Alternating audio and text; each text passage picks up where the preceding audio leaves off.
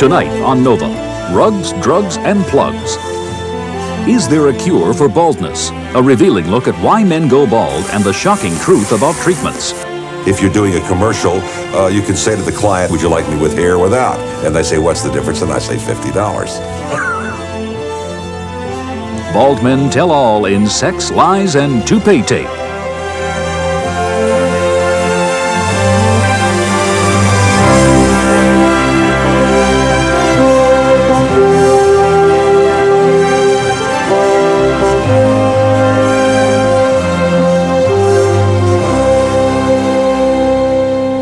Funding for NOVA is provided by Lockheed, a bold new force in systems engineering, management, and technology services for defense, space, and industry.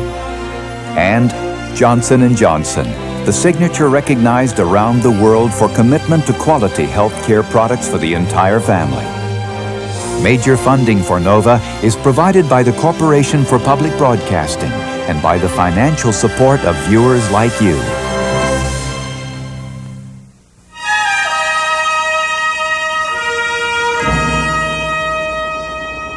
Bill works for the post office. John is a surveyor. Watch your hand! Jean is a printer. And Doc is a cop.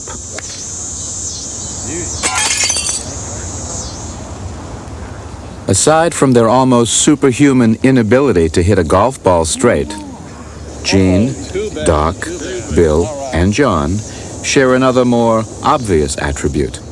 It's the one that brought them all together on a sunny September evening. In case you hadn't noticed, these men are bald. And in light of that naked truth, they have journeyed this weekend to Moorhead, North Carolina, and the annual convention of the bald-headed men of America.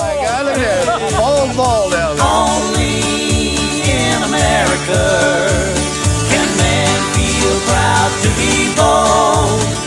There's a place in North Carolina, and this is what it's called. Moorhead, good old Moorhead, where losing your hair is okay. Moorhead City, North Carolina, home of the PHMA. Last night, I met a couple of very hairy guys out in the hallway here on our way in, and we were discussing a few things, and this guy made that typical old joke about you think you're sexy when you're bald-headed and stuff like that. So I told the guy, I said, would you really like to know how I got bald-headed? The guy says, yeah, how did you get bald-headed? I said, well, I got bald-headed standing on my head so guys like you can kiss my ass. The bald-headed men of America all agree that baldness is me. They say Shakespeare and Buckminster Fuller, no grass grows on a busy street. They say that bald is beautiful, and there's lots of styles to compare. You can choose the most kissable bald spot and the sexiest head without hair. Hi, I'm Alan Rachins. Doesn't it seem sometimes that life is all in the breaks? Take baldness, for instance. Out of every 10 men, at least 4 will be going bald by age 40. And women lose hair as well. Almost 1 in 10 are affected. But you know, we don't really need hair. For humans, it's mostly decoration. And as much as we cherish it, we do just fine without it. But as a culture, well, we're obsessed with appearance. And so many people view baldness as a problem to be solved. Some put their faith in miracle cures of one kind or another, while scientists try to uncover the reasons why we lose our hair. Others choose to tackle the problem head on. In 1972, my nephew John Capps was refused a position because he was bald. And at that time, he decided that what he really ought to do is to start a group of men who are proud of being bald and not looking at it as being something that they're ashamed of. That was the beginning. It shocked me that a company of that big and had that fine a reputation was geared solely on the image of its employees and whether a person had hair or not. And it shocked me to the fact that there may be others that have had the same experience. And so if we could form a little friendship or support group or a group that would promote a positive image, yes, sir, and let people know it's more important what's in the head than what's on top of it, the whole world would be better. If you listen to some of the way people talk here, it's almost like a lighthearted Alcoholics Anonymous.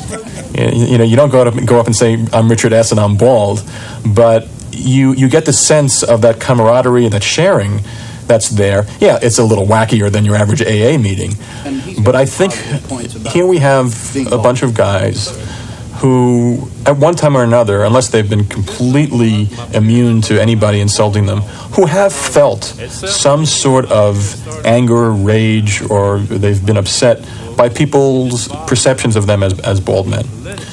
And I think here is a place where they are completely accepted, where the haired forces cannot attack them. As members of the Bald-Headed Men of America will quickly tell you, hairiness is an outdated evolutionary idea. 7 million years ago, our earliest ancestors insulated themselves from the insults of primitive living with a fur coat. And since hair connects to nerves under the skin, it also served a sensory function. But the jungle does get hot and muggy. So as Homo sapiens straightened up and began to roam, we needed a way of keeping our cool. So we lost our body hair and developed sweat glands. This advance proved especially useful when modern man took up jogging.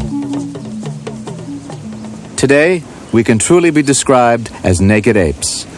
Although few of us lose all of our hair, like Olympic swimmer Duncan Goodhue, who lost his as a result of a childhood accident. Most of us retain our body hair for life. It's only the tops of our heads that go bare. Surprisingly, the number of hairs on a human head varies according to hair color. Redheads have the fewest, about 80,000. Brunettes can have over 100,000 on their scalp. But blondes have the most, over 120,000. Gray hair isn't really gray. It's simply the effect that occurs when in later life the hair follicles stop producing pigment and white hairs begin to replace the original colored hairs. Whatever its color, however, all human hair grows in cycles. Each hair sprouts from its own follicle, a tube-like structure just under the skin. Hair is a self-renewing tissue, like the skin and blood. It undergoes constant replacement. The production of the hair shaft takes place at the base, in an area known as the matrix. The dermal papilla appears to be the engine for the whole process. Hair normally grows about ½ an inch every month, but after growing for 2 to 5 years, a follicle enters a degenerative phase. Hair production stops and the lower half of the follicle shrivels up. The follicle remains in a resting phase for a few months and then, mysteriously, turns back on. A new hair begins to grow, pushing out the old one, and the follicle extends back down to its full length. In humans, the follicles cycle individually throughout the scalp. Other animals' follicles follow a seasonal pattern known as molting. Humans typically shed a few dozen hairs a day, and the loss is rarely noticed within the thick forest of 100,000 follicles. In fact, the human head produces so much hair that if taken as a single strand, it would grow the length of a football field every 2 days. That's quite a bit of activity for something that seems so, well, expendable. We've often wondered, actually, why men and women have hair on their heads. Because, of course, we've lost the hair on the rest of the body. I mean, we haven't actually lost the hair, but it's simply puny. But we've kept this head hair, and we really don't know why. Perhaps, certainly for protection, probably simply to warm the scalp. But I would predict also simply for social signaling, simply to tell other animals our status, our affiliation, who we are. When you think about the head, it is the most appropriate place for all kinds of social signals. I mean, there's societies in Africa where men spend 20 hours a week doing their hair, putting clay in it and molding it absolutely perfectly. When a man joins the army, the only thing that happens to him immediately is that he gets a haircut, and he immediately looks exactly like everybody else in the army. What's so different about what you see under this long hair? In the 1960s, boys grew their hair long in order to thumb their noses at the American establishment. And this is a game. I'm having fun. And this is exactly what's happening today. You're a clean cut kind of guy. I keep my hair short. They will be doing it 200 years from now, and if we survive as a species, 2 million years from now. I mean, this is a mammalian trait of expressing yourself with your hair.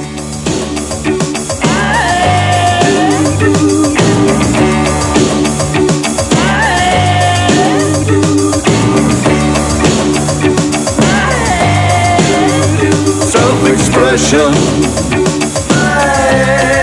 something to say.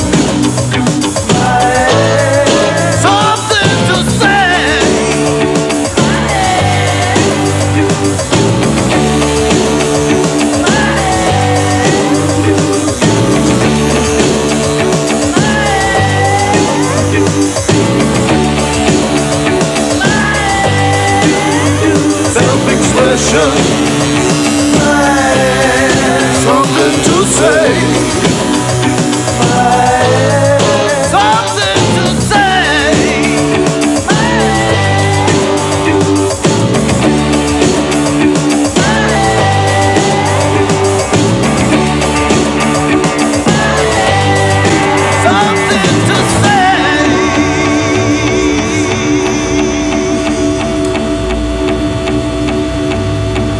Fiona, you look gorgeous.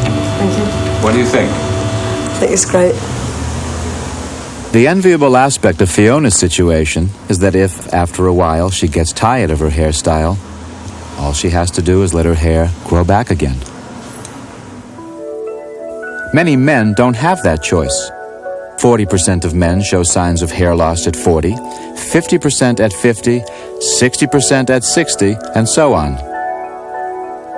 Male pattern baldness is more common in Caucasians than blacks and Asians, and it's relatively rare in Eskimos and Native Americans.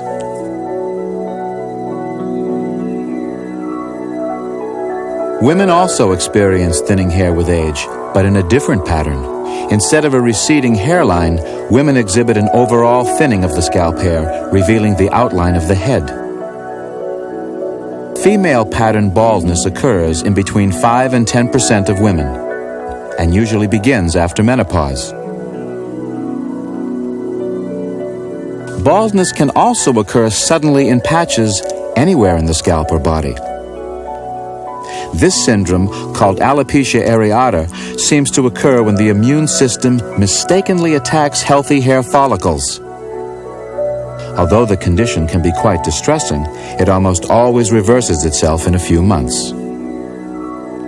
Unfortunately, common baldness only advances with time. In men, the process begins at puberty, triggered by the body's manufacture of male hormones. But heredity also plays an important role. Recent research suggests that the tendency can be inherited from either parent, since the gene for baldness may be located on a non-sex-linked chromosome, chromosome number 2.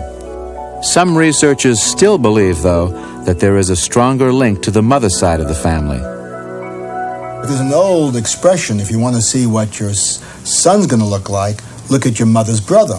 because that's where the genetics are going to come from. And there's a certain amount of truth. Now, that's not 100%, but it may be 80-20, and that could be very, very meaningful. But we are a mosaic. I'm a mosaic. My father was a brilliant redhead. He had coarse, red, full head of hair. By the time he was 35, he was completely and Hippocratically bald. He had hair just on the sides of his scalp. My mother was a black, raven-haired, wild, wavy, beautiful-haired woman, and to her death, when she turned gray, she still had a magnificent head of hair. And I had my mother's hair 90%. But 10% of my scalp was my father, because among my then black hair, I had coarse, copper red hairs. If I let my beard grow today, you would see red hair along the black and the gray. By the time I was 35, I lost all my red hair in my scalp. Talking about mosaicism, talking about mix. Here, the color characteristic of the gene red, which I inherited partially from my father, was linked closely to baldness in relation to male hormone. My black wavy hair that I inherited from my mother was immune to the male hormone. I lost my father's hair. You need the genetic tendency. If you don't inherit the tendency, you don't go bald. The other requirement is that you have to have normal levels of androgens, normal levels of male hormones like testosterone.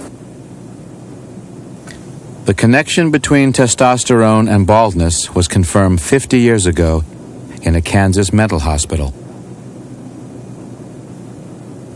In 1942, male patients here at the Winfield State Hospital were routinely castrated in order to quiet them. The Yale anatomist James Hamilton was conducting a study of castrated men at the hospital when apparently one of them received a visitor. When James Hamilton came to this institution, he happened to be examining some of these men, and here was this male who had been castrated, who had a full head of hair, who was 40 years of age, and his brother came to visit. And in walks a brother who looks exactly like this other individual, who's Hippocratically bald. I use the word Hippocratically bald because Hippocrates was apparently bald and only had a fringe, and that term has been used in medicine. He was completely bald. And there are these identical twins, one with a full head of hair, who had been castrated at the age of 17, and one with no hair. And this twin who had come had been growing bald gradually over a 20-some-odd year period. Testosterone had just become available. It's only about 50 years old, male hormone, the discovery of it. James Hamilton got permission to inject this twin who had been castrated, who had a full head of hair with male hormone. In 6 months, that twin became as bald as his brother got in 20 years. Other men with no signs of hair loss were also injected with testosterone with similar results. And once gone, the hair would not regrow. The process was irreversible. Castration of mental patients is now illegal in all 50 states, and it is highly unlikely that Hamilton would be able to perform this kind of experiment today. But the relationship between baldness and male hormones was firmly established. The normal testosterone, which is what makes us male, as we interpret male psychologically, libido drive, muscular development, the male look, has to be converted one step to a chemical called dihydrotestosterone. That chemical now does a series of things. It stimulates oil glands and it affects hair follicles. It stimulates all the oil glands in the body, but its effect upon hair follicles is 3 different types. Either it has no effect, either it stimulates the hair follicle, or it inhibits it. And the clearest example of that is that it takes dihydrotestosterone to grow a beard, produce common hair loss, male pattern baldness, and leave the hair on the sides alone. Now, why that happens is, of course, the great mystery in hair, which we're working on. And there are some early studies that seem to show that the receptors which pick up this hormone and activate the hair follicle to go into a cycle of shorter growth, longer resting, the so-called growing resting phase, is a little different between a balding hair follicle and a normal follicle. The process is such that the follicles just on the top part of the head are sensitive to the circulating male hormones, the androgens, and over many successive cycles, slowly the follicles shrink in diameter and become shorter in depth and produce finer and finer hairs.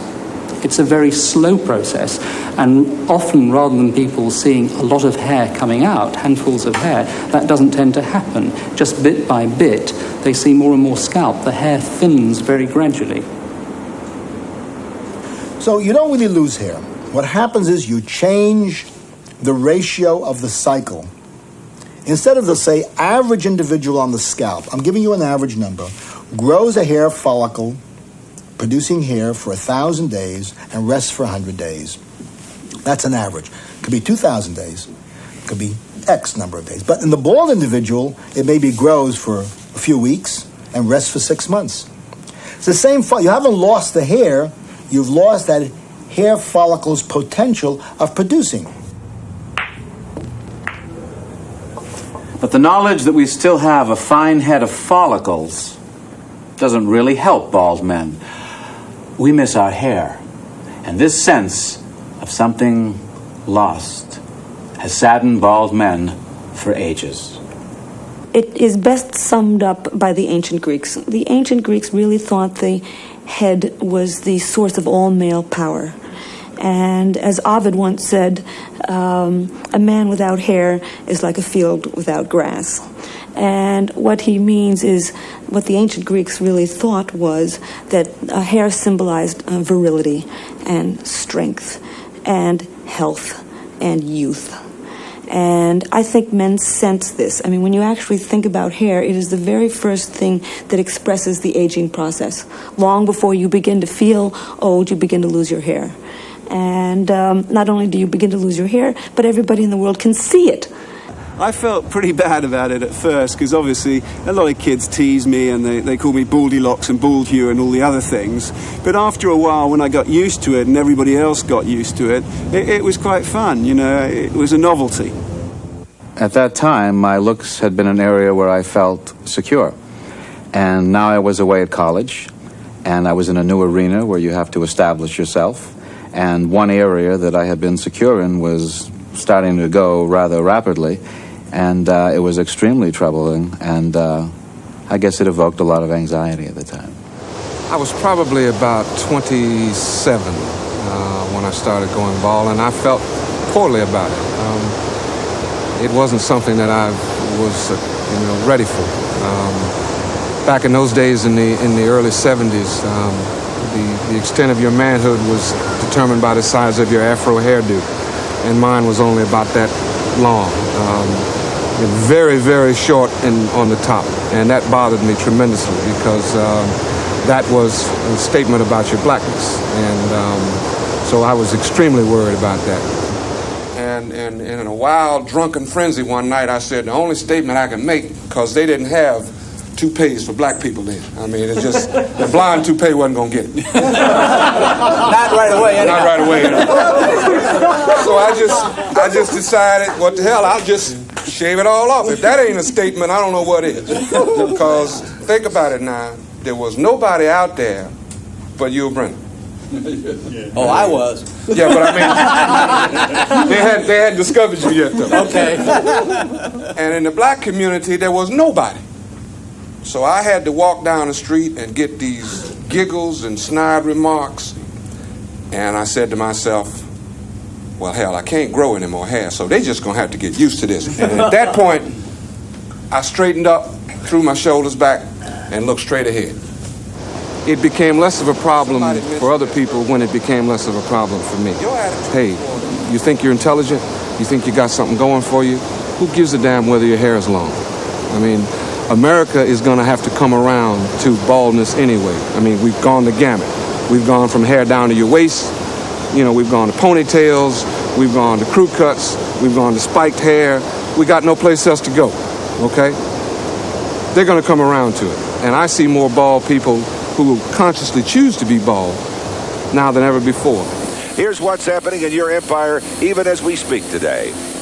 America's favorite weatherman, Willard Scott, prefers to work bald, but he can go either way. Mississippi and the northern plains states. First time I wore a hairpiece and came in the house was really funny because the dog was standing up at the top of the stairs and he looked at me, turned his head and went, he didn't recognize me. I don't think he liked it. My wife doesn't like it. My kids don't like it, but they understand I do it for a gag. They see me with hair sometimes, and sometimes they see me without hair. And most of the time they see me without hair. I really very rarely wear this stuff.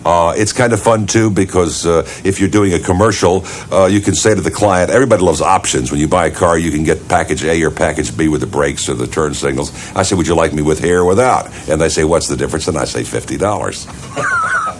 In ancient Egypt, that same difference helped to identify you either as a slave or literally as a bigwig. In Roman times, baldness was considered a deformity. And ever since, wig makers' flights of fantasy have reached unlikely altitudes. Of course, there was always more to wig wearing than just making a statement. In less hygienic times, wigs offered an alternative and less itchy home for colonies of head lice. Nowadays, wigs usually have only the one occupant, very few of whom realize the painstaking skill that has gone into covering up their cranial nudity. With eye-straining care and bewildering dexterity, today's best wigs are still made by knotting single human hairs into a silk lace net. At an almost microscopic level, the technique is equivalent to rug making. Thus the jokes, although not every wig wearer finds them funny. Well, mustn't mention names, but we've had actors who have actually worn private hair pieces, and they've been coming in to do a character part for a film, television, or theatre. And they have worn their hairpiece, which we made, and they've come in with a makeup supervisor, and we know they're wearing it, and she knows that they're wearing it, and we do the measurements over the toupee to make sure that the theatre, film, television wig fits beautifully. And we all pretend that what a beautiful head of hair he has. What it all boils down to is sex. Men love women with wonderful hair. Women love men with wonderful hair. They all tell each other lies amongst their friends and relatives, and they all just pray that the Toupee Tape is going to see them through the day. They don't only pray, they pay. Hair replacement in its various guises has become $1 billion a year industry. And if there's a baron of baldness, a tycoon of tonsure, we all know who he is. I'm Cy Sperling, president of Hair Club for Men. Cy Sperling is the Frank Perdue of hair replacement.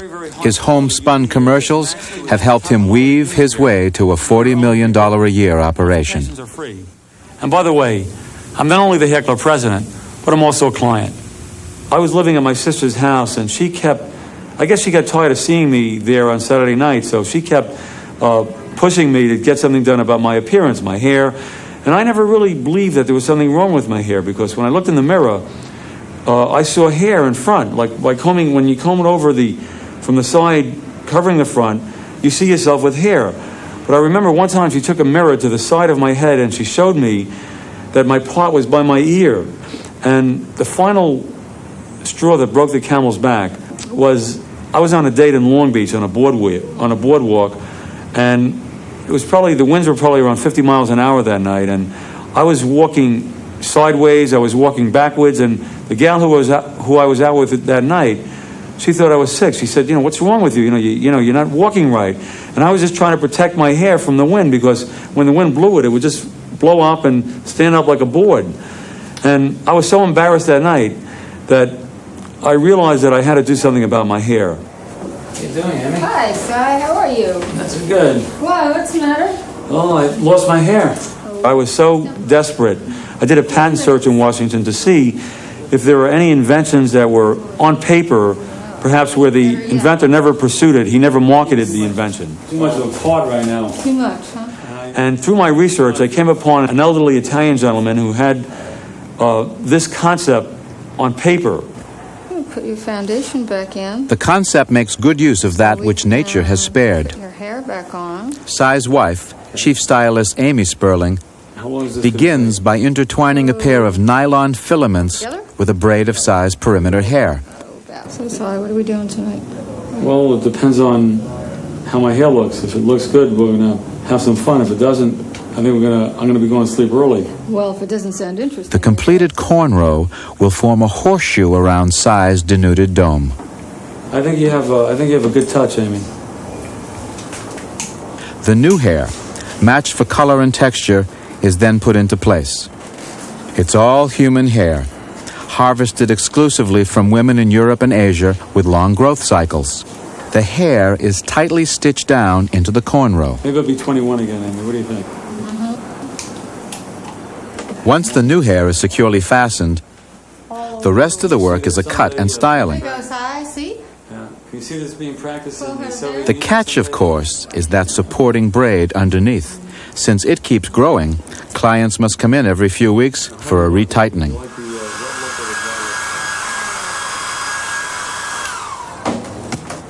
The price? Between $2,200 and $3,500, depending on the individual scalp. Well, Amy, you're a Michelangelo. David. Hey, big guy, how you doing? As for the corporate offices of the hair club, they're not only executives, they're all clients. If there is such a thing. When I went into this business, I did it because I had a problem myself. I wanted to do something about it, and my life became more successful. A couple of figures that just came out. I don't know if you were aware of. Our society judges us by the way we look. I was judged. And working the phones harder. I'm very jubilant to hear that. But maybe it's wrong to wear makeup. Maybe it's wrong to cap our teeth. But this is where we're living, and I'm a realist, and I don't intend to change society. I'm merely reacting to society. Bald author Richard Sandemeyer was concerned that society would react against his traditional toupee, so he took it for a test ride. The day after I got it, I went to a business trip to Disney World. And here was a place that I could open my head out of town. And here was a place that I thought, would be a good place because it's a fantasy land and a toupee is false, synthetic, just like Disney World. And I thought I could go to a place where nobody knew me as bald. And for 2 or 3 days, I went there with it on, and I met a woman while I was there. And we got along very well, and she only saw me with the hairpiece. While I was going around, though, I felt totally paranoid. I felt everybody was laughing at me. People who weren't looking at me were laughing at me. Mickey was laughing. Goofy was laughing. Pluto was hysterical. And I felt I'd be going from Tomorrowland to Paranoia Land, or they'd open up a toupee pavilion to make fun of me. Finally, at the end of the weekend, I flew home and called this woman for a date, and she accepted, and I went over to her, and we had dinner, and I sat her down, and I said, something important to ask you. And she said, what? And I said, do you like my hair? And she said, yes. I said, do you like the way I style it? She said, yes. I said, do you think it's real? And she said, oh, it's not. And I said, no, it's not. I was sort of testing you, and this was the best way to test it, but I'm going to go into the bathroom now and take it off. Don't run away. So I went in there, great trepidation, took it off, had to restyle my hair because a toupee ruins the hair that's there.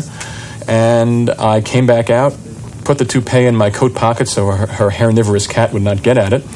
And I walked very slowly because this could be the difference between her throwing me out and, something better than that. And I walked in and she looked at me angelically and she said, that's better. The soul of the bald man had won over the evil spirit of the toupee. And now it just sits on a mannequin head on my bureau looking at me at night. And I look back and I say, I've won. But for other men, an even sweeter victory would be to regrow their own hair. And so throughout history, all kinds of herbs, spices, and oils have been literally pressed into service. 3,000 years ago, or so the hieroglyphics maintain, Bald Egyptians with a taste for the exotic would concoct a subtle blend of oils and extracts taken from a number of presumably unwilling animal species. Snakes, crocodiles, hippopotamuses, and lions were on the list, and bald men did not survive long in Egypt.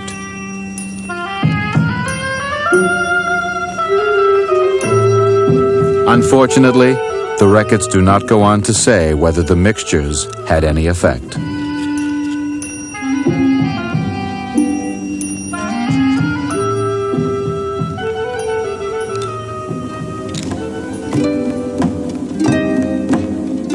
In ancient Greece, Hippocrates was obsessed with his baldness and was continually mixing lethal antidotes, usually based upon liberal doses of wine.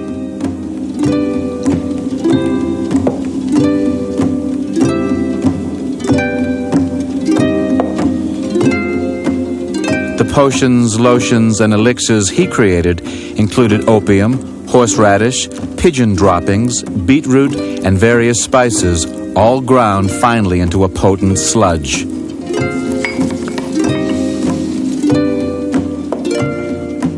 The records do not show, however, whether the treatment thus produced had any effect, other than to add a new descriptive term to the language of hair loss: Hippocratic baldness.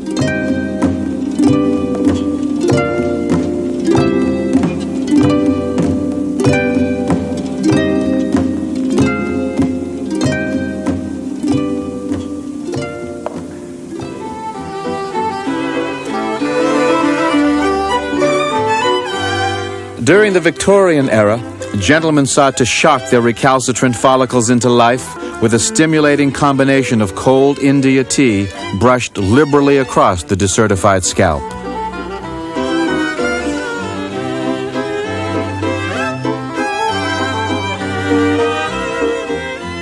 This was followed promptly by the vigorous and thorough application of the citric juices of a freshly dismembered lemon. Again, records failed to enlighten the reader as to the efficacy of this procedure.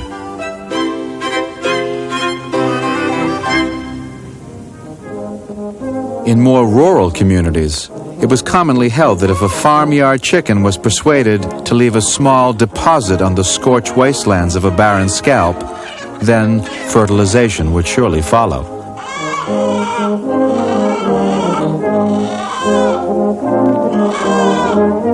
Understandably hesitant to confess having conducted this experiment, very few people recorded their results in the appropriately scientific manner.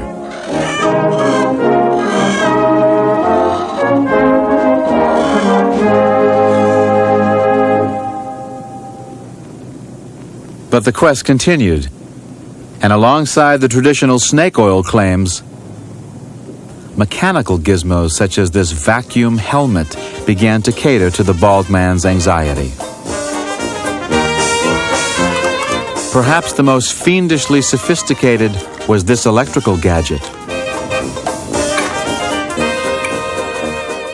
By plugging in this demonic device, a few thousand volts could be discharged into one's dozing dome, in the hope that the follicles would be zapped into action.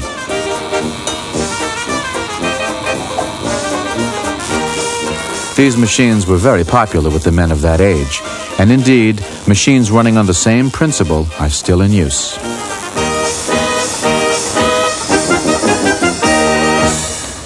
Today, procedures just as shocking are being used to counteract the effects of male pattern baldness. Some people need baldness as much as they need a hole in the head, and that's exactly what they get. Hair transplantation is the most frequently performed cosmetic surgery in the world.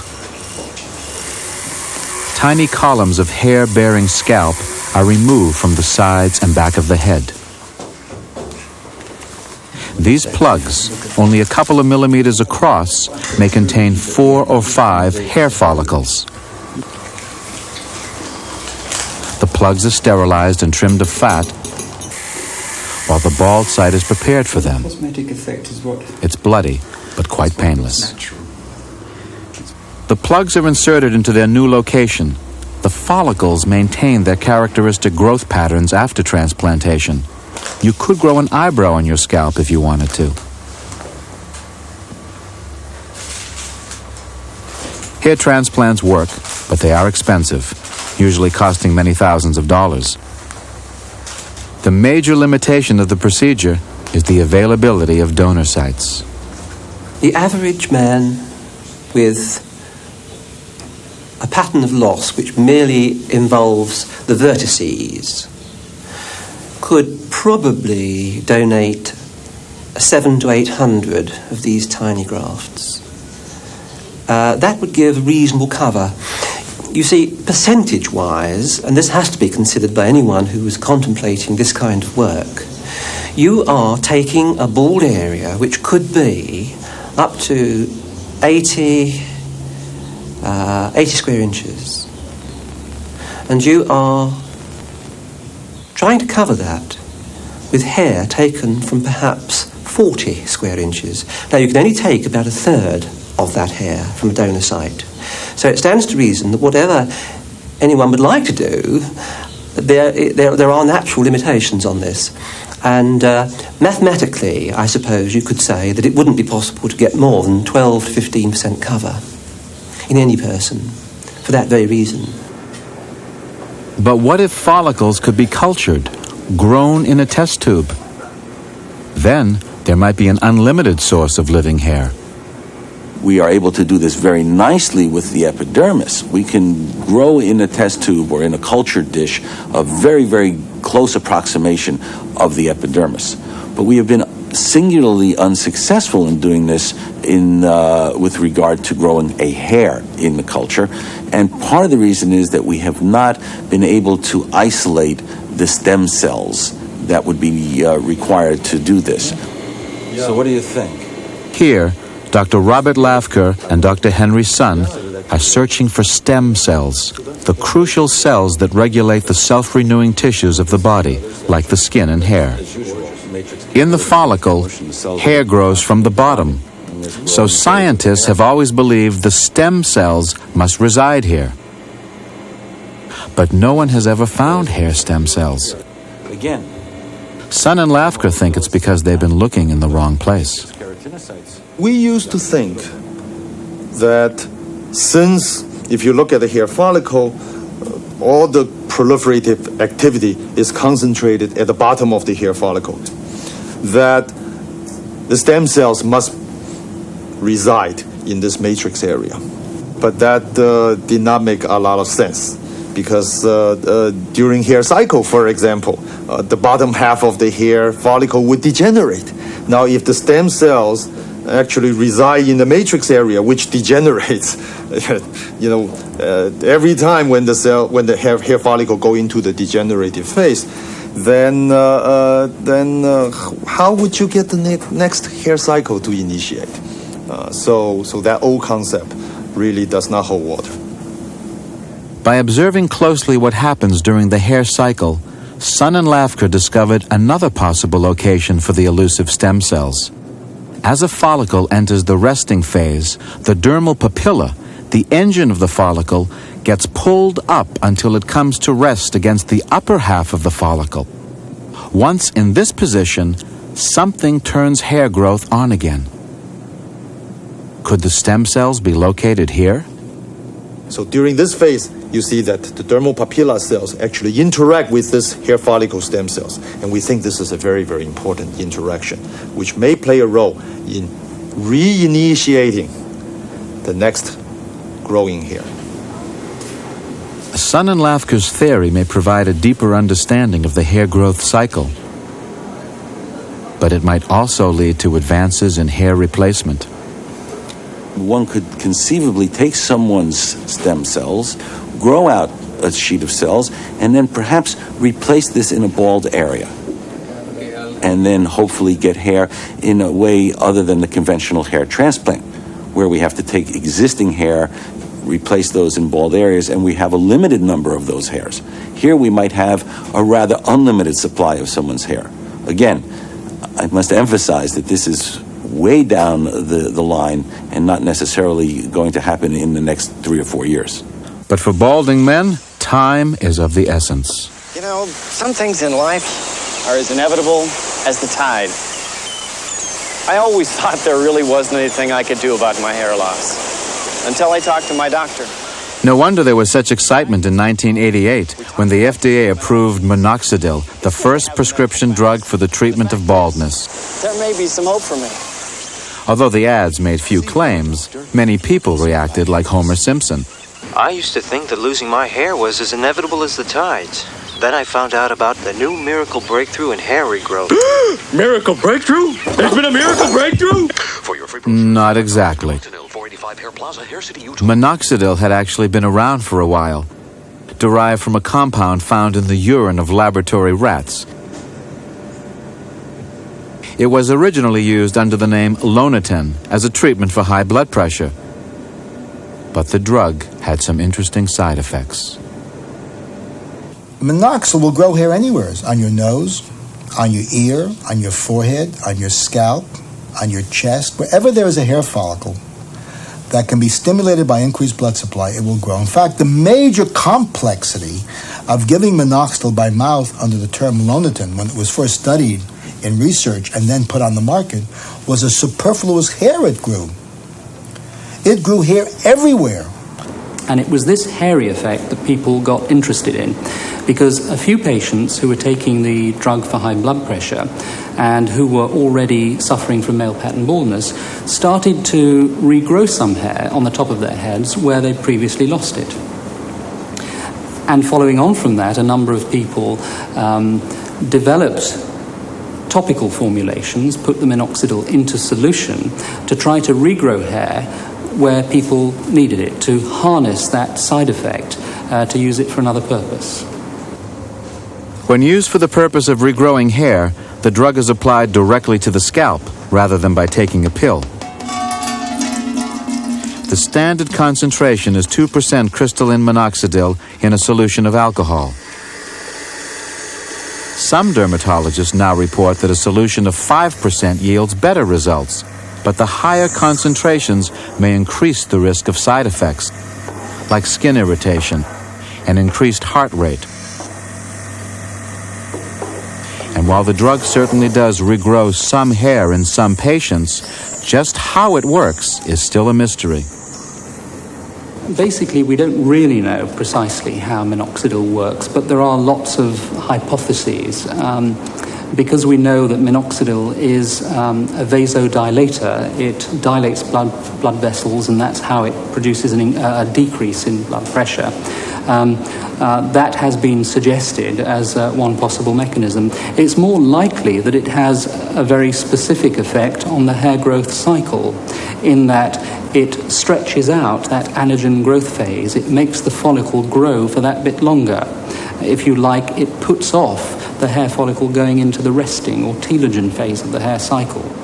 It also has an effect on the length of the follicle. It produces a deeper follicle, so that cycle by cycle, the follicle increases in diameter and gets slightly longer, so that it produces slightly longer and thicker hairs bit by bit. But I think it's important to point out that these effects are not dramatic. Dear God, give a bald guy a break. Amen.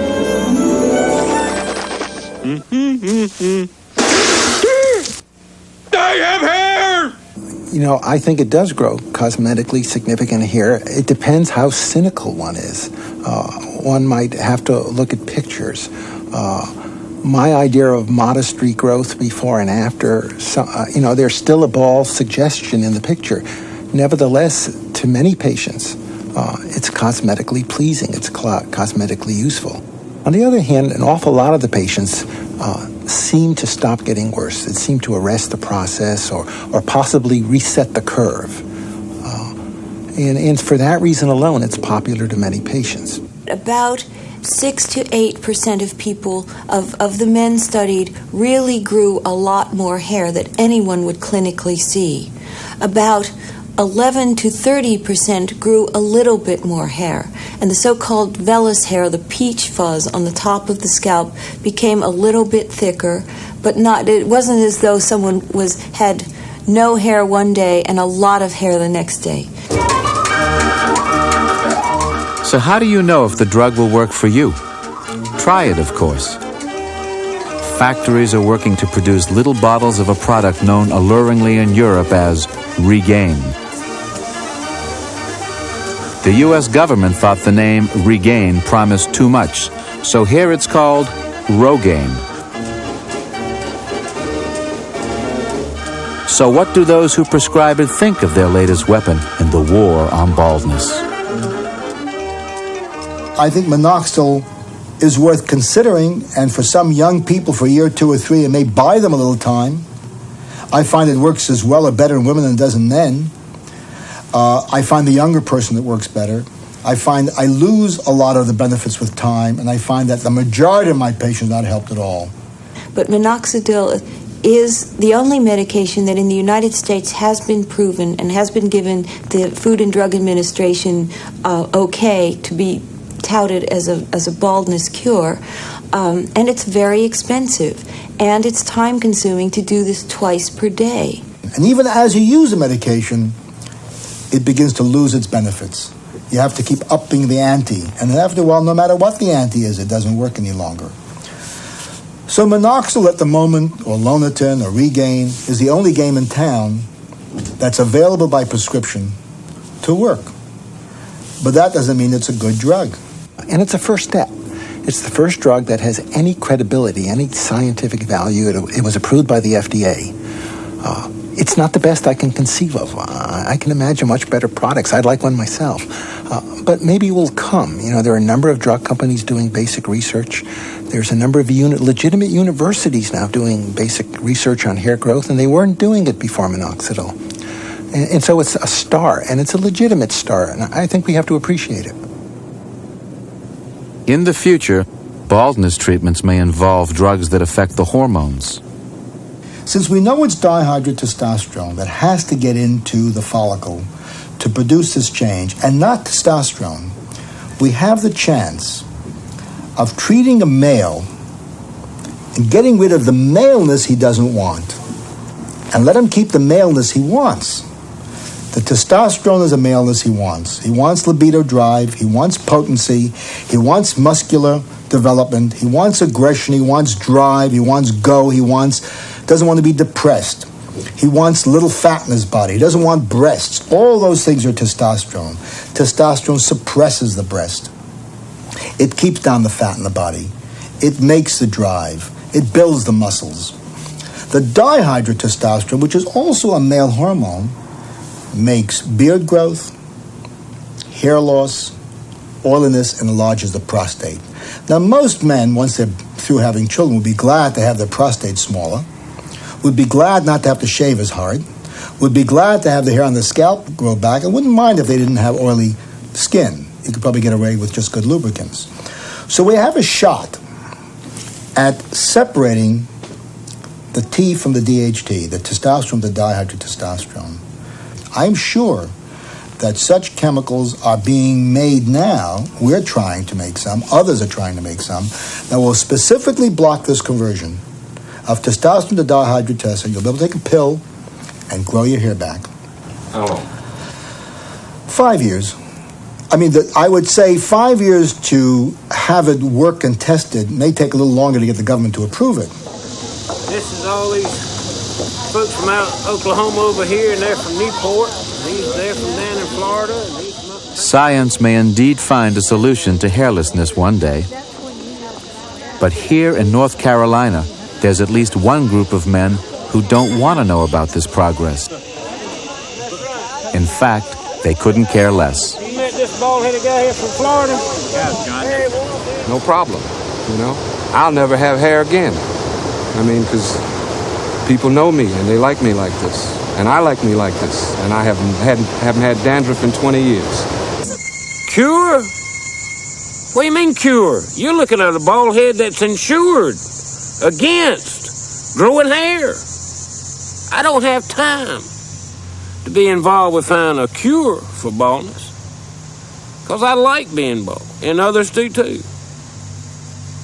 And in the bald-headed men of America, we don't have room for drugs, for plugs, or rugs. We are proud of every hair that we don't have. They say that bald is beautiful, and there's lots of styles to compare.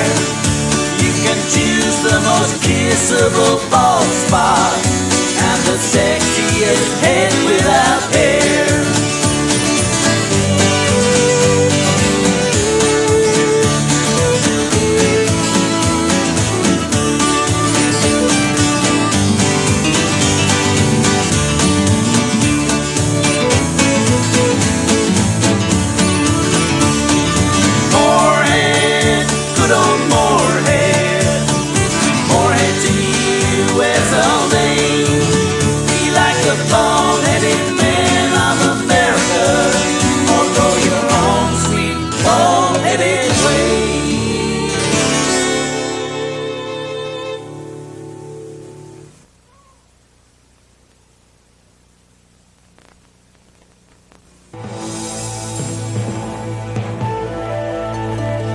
Funding for NOVA is provided by Johnson & Johnson, the signature recognized around the world for commitment to quality healthcare products for the entire family. And Lockheed, a bold new force in systems engineering, management, and technology services for defense, space, and industry. Major funding for NOVA is provided by the Corporation for Public Broadcasting and by the financial support of viewers like you.